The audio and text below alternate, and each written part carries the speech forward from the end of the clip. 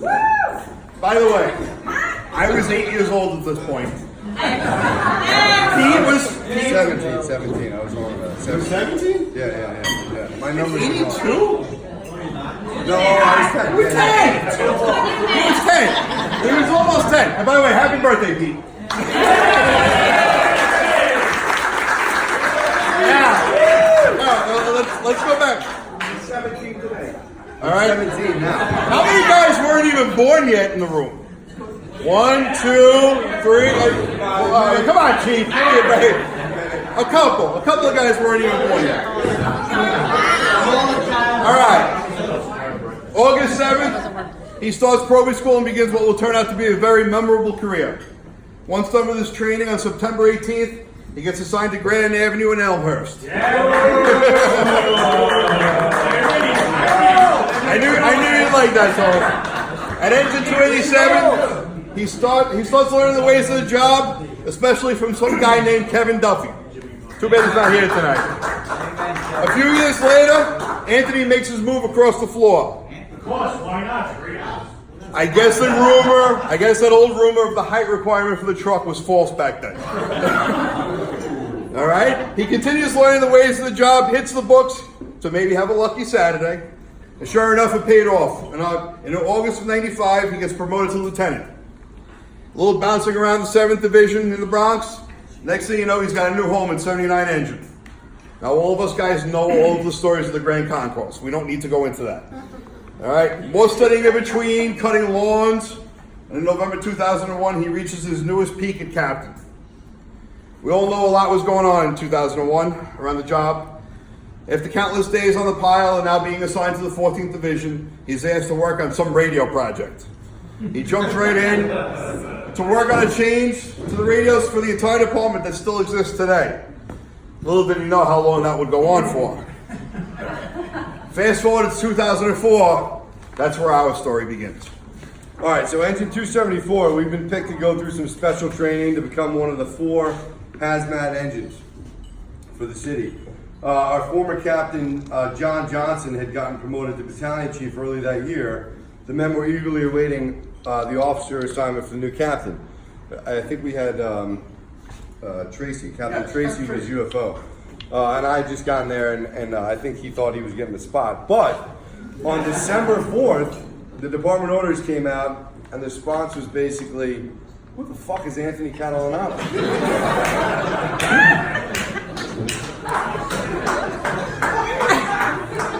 It wasn't a bad thing. But it reunited him with Battalion Chief Kevin Duffy, who told us not to worry, it'll all work out for the guys.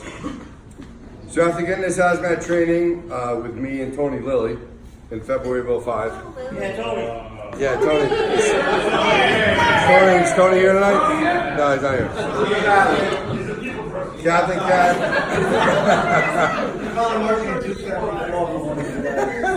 So after that training, Captain Cat started working with us, and the rest is history.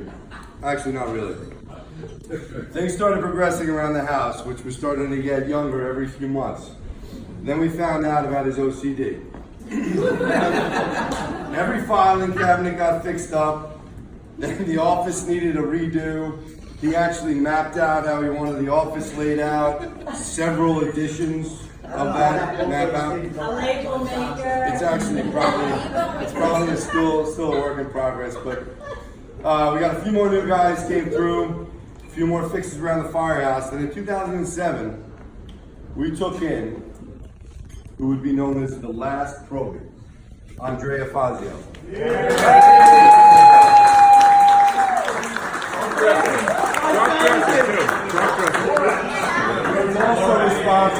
also responsible for organizing tonight, so thank you all.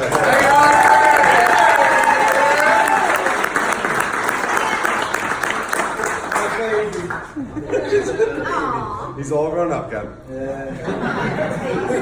All right, so 2008 turned out to be a very busy year. We got pulled from the 5-2 battalion to become part of the hazmat battalion, expanded hazmat battalion. No more probies. Every new member had to fill out an application and get handpicked by the captain. Not an easy task. When we had a long list of people trying to get in, somehow it went off without too many hitches. To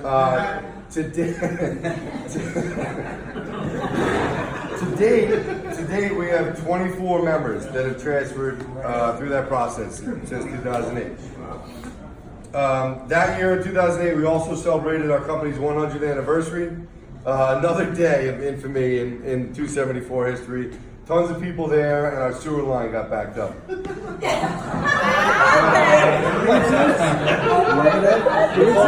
We pulled it together, had a successful event.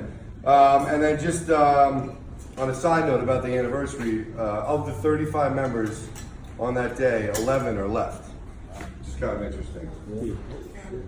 All right, we could go on and on with the stories year by year. It would take forever. We all know that. Just to mention a few memorable events over his career, from the gas explosion on Sanford Avenue to the church steeple fire and the EMS run that turned into a 1075 right on Murray and 41st. What is that guy doing up there? Kenny's apparatus door crash.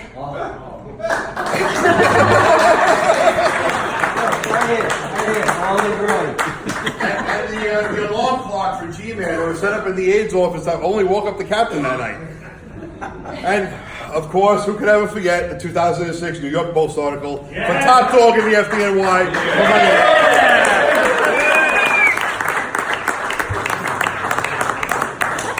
The morning music sessions from the office radio, watching him drive the rig on hydrant inspection with Gunther on the back step. And not to mention the day that we did 156 hydrants in one day. M&M's in the gumball machine in the office, the dilapidated pickup truck he drove in, and even outlasting our regular drunk on 147 in Northern Maine. The endless stories at the kitchen table about guys like Johnny Meatballs, and do you remember Frankie Galakowicz? Nobody ever remembered these guys. It had tons of those names. Nobody knew anybody. And of course, hold on. They're all gone. Of course, the Uber drop-offs and pickups. Uber! Sunday morning. Saturday night for the man. Yes. It's moments like these that made it his legacy. Along with the countless turkey traps, volleyball and softball tournaments, picnics with some type of shot involved, boys' night outs, dinner dances, and how many sloppers you can eat in 1 week in Colorado. You by far put in the time and effort to making 274 a place to enjoy working at. Here's the OCD part. For 14 years, 8 months, and 3 days. You may have been a pain in the ass when it came to paperwork, muster rules, hostages, but we all know you had to. So now, enjoy your free time, enjoy your great family, enjoy the memories you had with everybody in this room tonight. No more phone calls or emails from Chief Nags, and no more worrying about 3 ways, unless you two are into that stuff.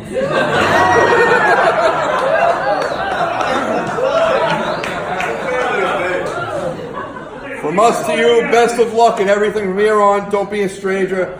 And if your successor is half as good as you were, we'll be good.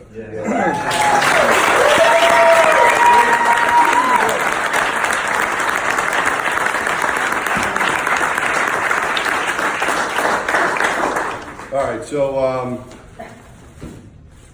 Tuesday was the picnic, and we're on the boat after the picnic. Me, Dave, Kim, and a bunch of kids that we don't.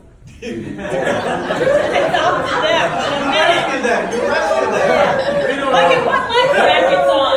Dave asked me, he said, what would you say? Give me like, what was it, one thing, Dave, or 2 things? He's like, give me something about the captain that was special. And right away I said, it was the men. He cared about the men. And there's a book called The Mission, the Men and Me, written by a former Delta Force commander. And I would almost contend that Captain Cap put the men first, then the mission, then himself. He obviously was for the job 100%, but he always took care of us. And that's what we really appreciate, Captain.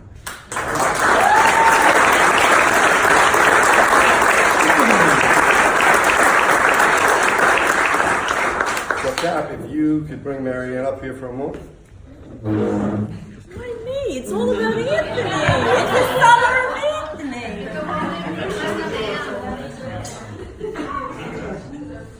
So, Marianne, for all that you've done in 37 years and dealing with us since '04. This is for you.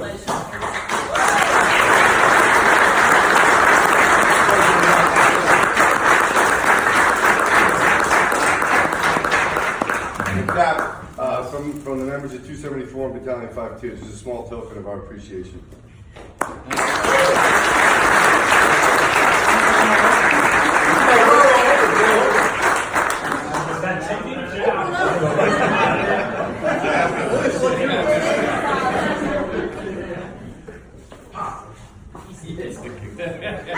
Where's Massive? Massive, check this out. He's retired. He's not doing that.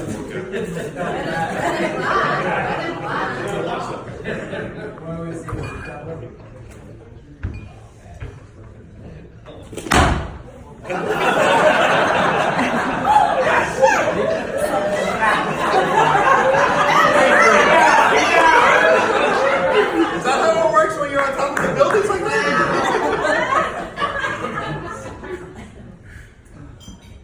Thin Red Line Watch. Thank you very much.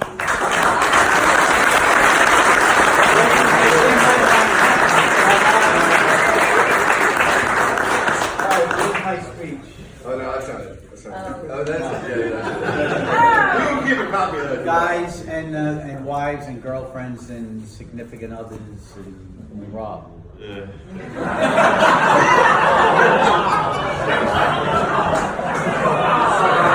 sit right there.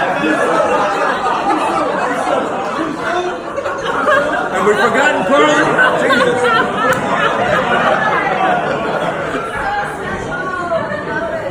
Anyway, no, I did cross that out. No, I didn't. Really, from the bottom of the Catalanotto family hearts, we thank each and every single one of you. For the wives, what they said earlier is true.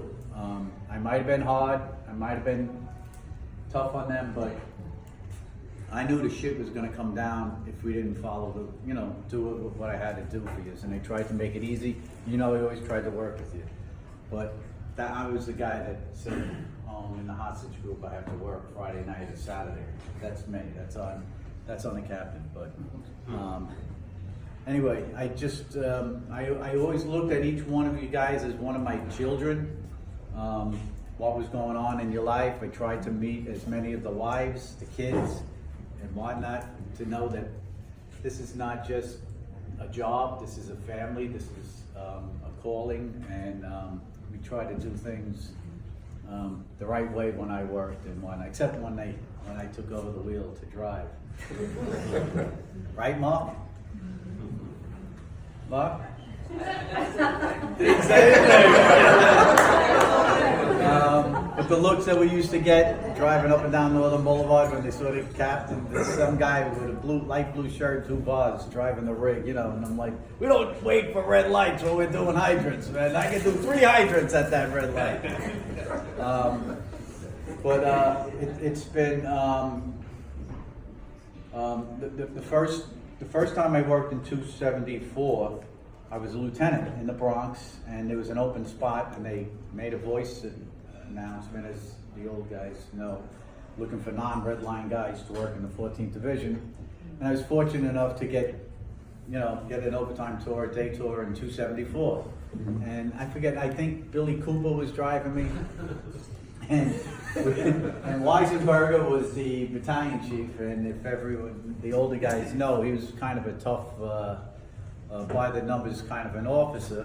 So, of course, we went out at 10:01 to do our BI that morning, and we're sitting out by 158th and Northern, as I remember, and I hear 1010-274, so I gave him my address, and I said, oh crap, I can't believe I'm here for one friggin' day. This guy's gonna be busting my chops.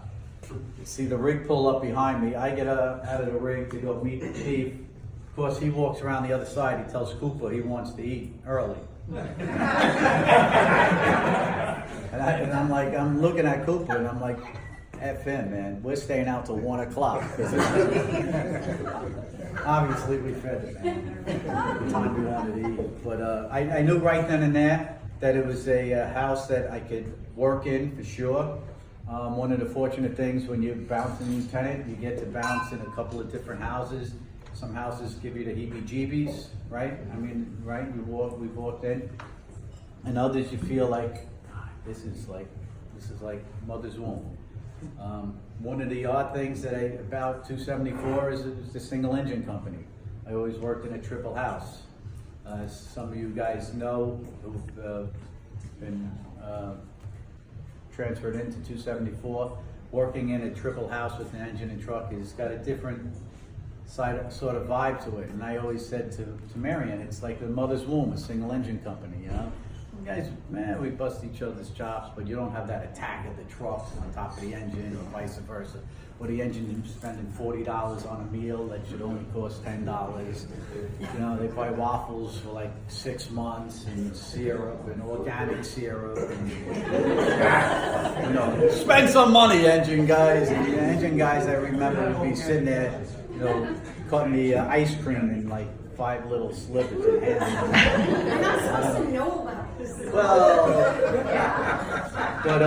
but I knew 274, and when I most of you know the story how I got to 274. I worked exclusively for some guy named, what was his name, Uncle Sal? Chief Sal Casano, who ended up being the fire commissioner. But I walked into him one day after getting the radios reintroduced to the job. Everyone knows that mess. And I said, Chief, you know, considering leaving headquarters, they only asked me to come for 3 months, and I was there for like 6 years. So he takes his glasses off, he starts rubbing his eyes, he's looking up in the sky, and I'm like, what are you gonna do around here to get a spot? You know, help the radio project and whatnot. But true to his word, he said he would help me out, and I was fortunate enough to get 274. Pete forgets to tell you, back when I got the hazmat training, him and Lily, I was in the class with them, if you remember, and we had a company dance, which I wasn't even part of the company yet, just on paper, and I made Lily and Domo sit next to me, because those are the only guys I knew in the company. Captain Tracy was pissed. Oh. He's like, you guys sell me out right away. Yeah, and actually, just a little postscript on that. I think he's out doing CPR training. Oh, yeah. Yeah. For me. He trained my daughter in CPR training. It's a side job, and I'm like, that's how. But he's still the chief. He's still on the job, and things worked out for him and whatnot. I think in the grand scheme of things, 274 was a place for me. I was fortunate enough to have 2, Jimmy and Richie, as established officers in the company. Dixon, me and Bobby came around.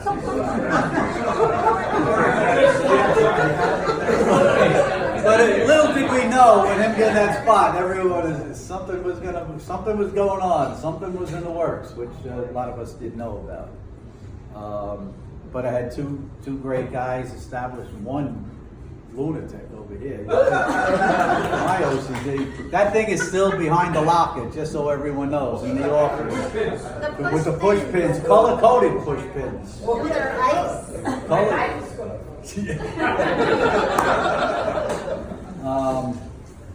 But talking about picking the guys, poor Koch, can't even. And Barge, what's the kid? What's your name? What's his name? Barge.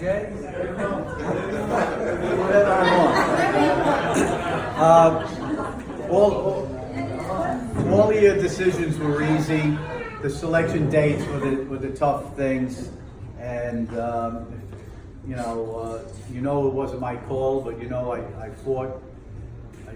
I tried to fight for you. I think, who was there that last day when I was going to tell Mags about butting heads over the years, but he said it first before me, so it's kind of good. Happy about that. But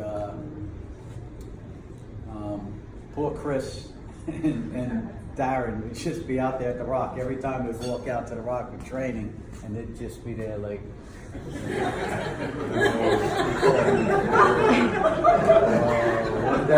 One day, maybe, I don't know, does the captain like me? And I wasn't going to establish anything with these poor guys, because I didn't know how, and I just said, hey, Chris, how was it? Meanwhile, Darren's tripping over, filling the water, probably putting extra ice in there. Does the captain like it 92 degrees? 92? But all these, the old guys that were on board, Dave and Kenny, driving me, Jimmy Gunther, God bless him wherever he is right now. He was mine. He was definitely mine. And he was probably the first child I took care of on the job. But I think we were fortunate enough with the right candidates. I think it was a nice build for the company. I learned a lot of things over the years trying to pick the guys and whatnot. Knowing that you guys are going to be here a lot longer than me. Just really knowing your heart that I didn't want to leave. 37 years of compromise, as we know, the older guys. Am I going to work the first half, the second half? You got a kid's communion, you got the family thing, you got the this, you got that. 37 years of compromise. I said, who told me I can't buy back time? Tito.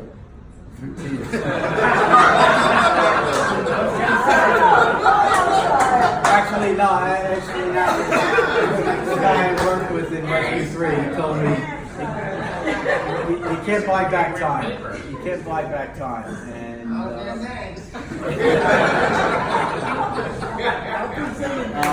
kind of the funky thing, the whole thing is, I was Pete's age when I took the company over. His new age. I was his age when I took the company over. 17?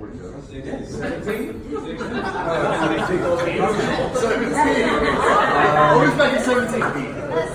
But just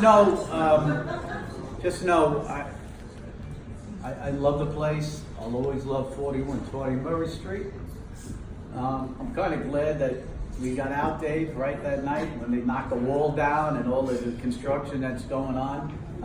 Real quick story on my last tour. We went around the corner to Paradise, and me and Dave were coming back. And Dave, as you know, What time was that? it was well into the 12 by, might be the beginning of the 3 by. And I still had our anniversary. And it was our anniversary. That's right. So it's past midnight. So anyway, me and Dave were walking back, and I said, Dave, I got an idea. He says, what, Pat? He says, we're going to have alumni night. He says, well, what is that? I said, well, what do you make? Chicken cacciatore was later on, that's everyone's dying, with Dave's chicken cacciatore. Dave, you bring it in. You cook it, you clobber the chicken, you make your sauce, whatever. You cook, you put it out, the guys will clean up, we'll have dessert. Then you'll go out on the 12, on the 9 by, do the watch, hang out. And you want to stay after 12, that's fine. You want to sit in the TV room, you want to hang out, whatever, that's great. Get the little stink on you and whatnot. That's a great idea, Cap. As we turn the corner onto Murray Street, coming home, and then it's like, but Dave, I'm not the captain anymore. I just realized I had this great idea. Someone's got to tell Flaherty that 6 guys are coming over Monday night. But anyway, just me and Marianne, and the kids, thank you for everything you've done for me since Father's Day when I dropped the ball on you, and totally shocked by what's going on. Marianne calls it the summer of Anthony. If everyone knows it, Seinfeld, Summer of George. Well, it's,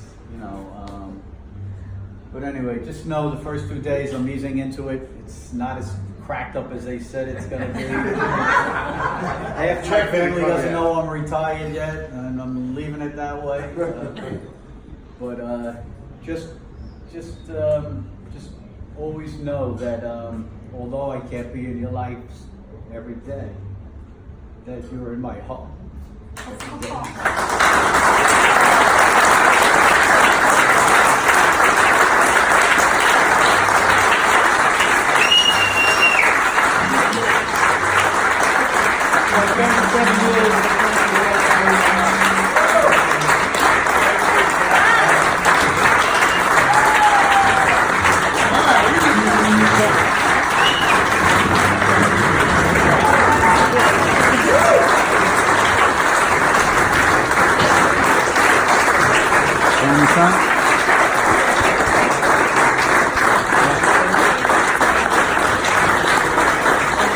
I got one more.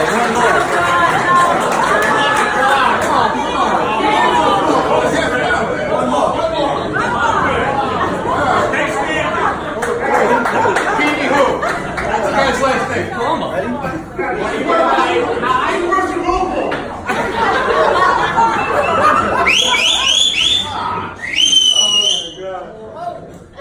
Corrigan! There we go.